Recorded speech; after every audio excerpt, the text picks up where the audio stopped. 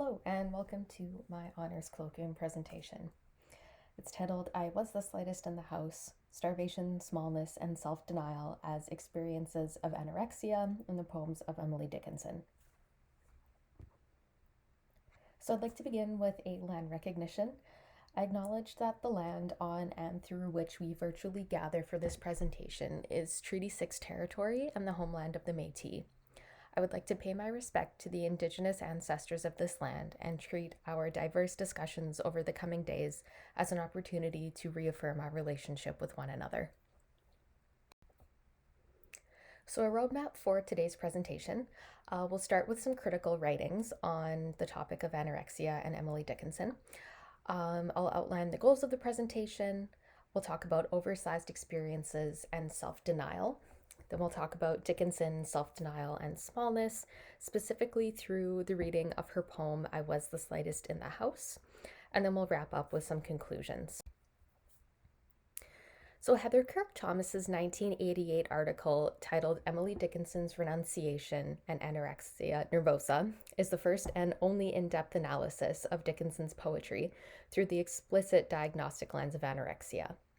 Despite relying on some outdated research, in her analysis of the poetry itself for anorexic themes, Thomas does get many things right.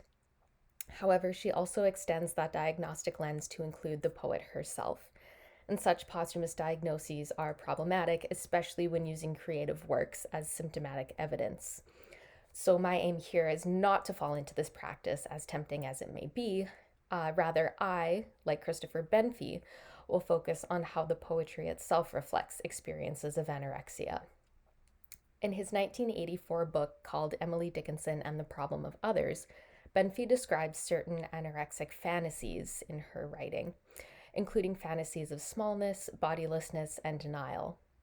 There has been little scholarly work published on the topic of Dickinson and anorexia since the 1980s, and with the advantage of over 30 years of progression in medicine and psychiatry, as well as in approaches to literary analysis, we are now in a position to readdress the topic.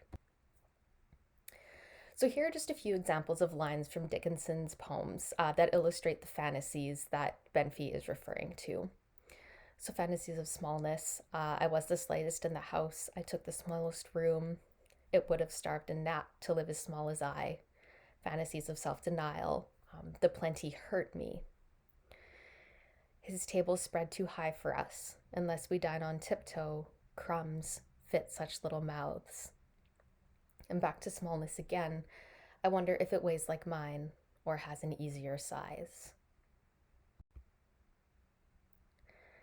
So I am operating under the assumption that there is already a strong connection drawn between Dickinson's work and features of anorexia by critics such as Benfey and Thomas.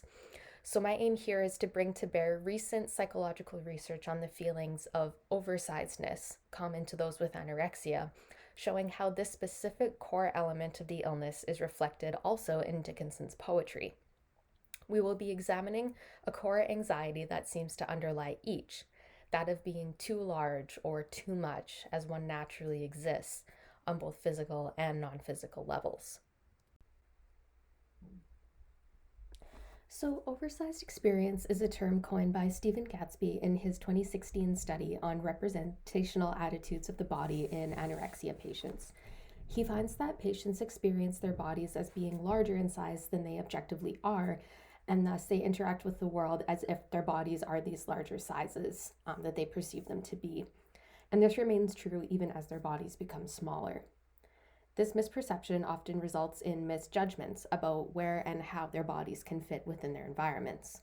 You can see how the person could come to adopt a sense of needing to shrink themselves down in some way in order to not only make their mental representation of their body coincide with its objective dimensions, but also to fit properly into the world around them. This idea can be extended from the physical body to the self as a whole, as feelings of discomfort and shame attached to oversized experiences cause the person to want to take up as little space, both literal and metaphorical, as possible.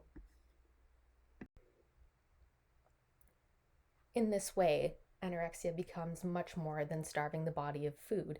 It is an illness of existential emaciation, wherein acts of self-denial are pervasive and shrinking becomes one's default mode of existence.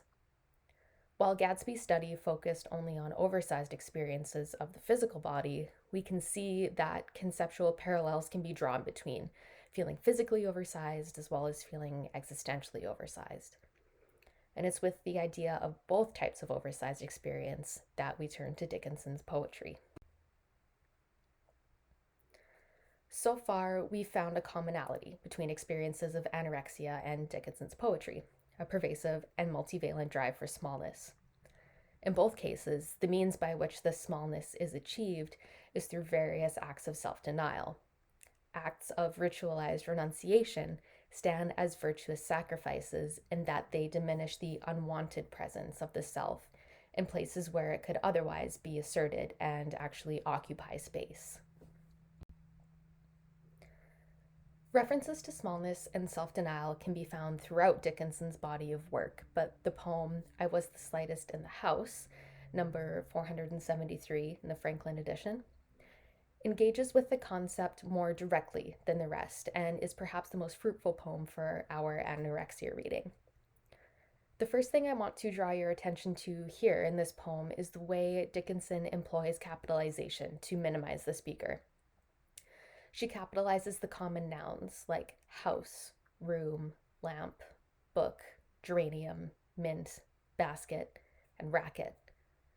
This serves to emphasize how inconsequential the speaker feels themselves to be relative to the objects around them. While the speaker, at the end of the poem, dies noteless, their basket is somehow deserving of a proper name. Beyond form, the content of the poem itself perfectly describes the speaker's need to shrink, not only in physical size, but in any type of impact they may make on the world around them. They hide away at night and never speak unless spoken to, in which case their reply is brief and low. The first two lines show us that they aim to retain their slightness by willingly and sacrificially taking the smallest room in the house. They could not bear to live, either aloud or in any other conspicuous manner, for the racket shames them so. Asserting their presence in the world is unthinkable, as they are slight and desire only to grow smaller. In keeping with this secretive, shame-driven existence, they practice self-denial by only allowing themselves simple, single objects: one little lamp, one book, and one geranium. Words like just in line 7 and phrases like this was all in line 9 also contribute to the sense of diminution. As Benfey puts it, in this poem, smallness of voice corresponds to smallness of body. Being anything other than slight, being large or making noise, causes the speaker to feel a deep sense of shame. As we have seen, renunciation is a key theme in the drive for smallness, and this shame is what underlies both. Shame of taking up space, of having a presence that spills over the edges of the irrationally small container of the self that the speaker deems acceptable. They see themselves as fundamentally wrong for existing as they are, and therefore feel compelled to shrink to fit an easier size, or at least a more suitable one. However, the distorted nature of the oversized perception means that regardless of how small they actually become, they never feel small or slight enough. No amount of self-denial, renunciation, or starvation will result in a satisfactory smallness. Thus begins a downward spiral. And Dickinson's speaker seems to be caught in this spiral, starving away their existence, shutting themselves away in the tiniest of spaces, renouncing more and more until their life becomes nothing but waiting for the arrival of a noteless death. In this way, the poem illustrates perfectly the self-diminutive and self-renunciative rituals spurred on by oversized experience. Emily Dickinson's extant body of work is reflective of many of the subjective experiences of individuals with anorexia. In particular, the way she represents renunciation, self-denial, and existential shame resonate with recent research on oversized experiences reported by people with the illness. Far from an anxiety of mere embodiment, Dickinson's speaker and the sufferer of anorexia experience a core anxiety of existence itself. These psychological effects of anorexia are often overlooked and misunderstood, despite being arguably the most significant. Therefore, there is much value in revisiting the parallels between anorexia and Dickinson's writing, as there is so much left to be discovered. Moving forward, we should use models of literary analysis, which do not attempt to diagnose the poet, but rather elucidate how the works themselves represent the often inarticulable and otherwise misunderstood experiences of those with mental illness. Readers should not find romanticized Dickinson's struggle against the body or her fantasies of smallness, as Benfey puts it.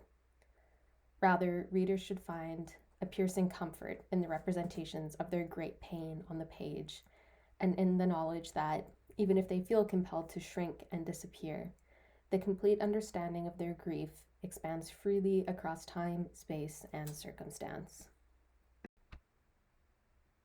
Thank you so much for your time. I look forward to the discussion and question and answer period to follow. Here are my works cited and consulted.